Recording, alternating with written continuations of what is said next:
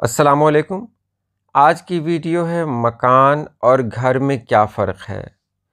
बहुत सारे लोग एक ही समझते हैं, लेकिन इसमें क्या फ़र्क है आज मैं इस बारे में बताने जा रहा हूँ। तो चलिए वीडियो शुरू करते हैं। इफ्तिखार आरिफ का शेर है, मेरे खुदा मुझे इतना तू मोतबर कर दे, मैं जिस मकान में रहता हूँ उसको घर कर दे। अब देखिए, मकान को घर बनाना, इस शेर से ज़ाहिर हो रहा है कि दोनों में कुछ न कुछ फ़र्क है। कि मकान को सभी चाहते हैं कि ये मकान है, ये मेरा घर बन जाए।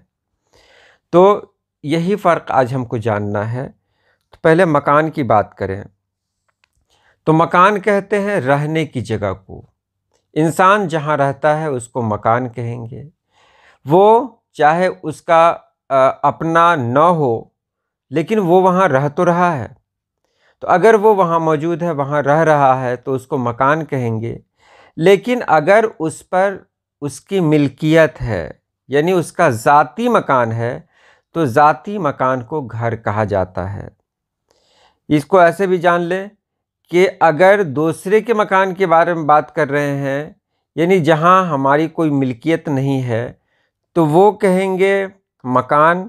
और अगर अपना ज़ाती घर हो तो उसे कहेंगे घर। बस यही फ़र्क है।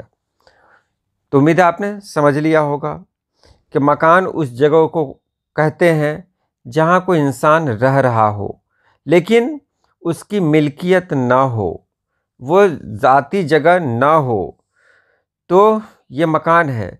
लेकिन जहाँ वो रह रहा हो, उसकी ज़ाती जगह हो वो, तो इसे घर कहते हैं। उम्मीद है आपने समझ लिया होगा।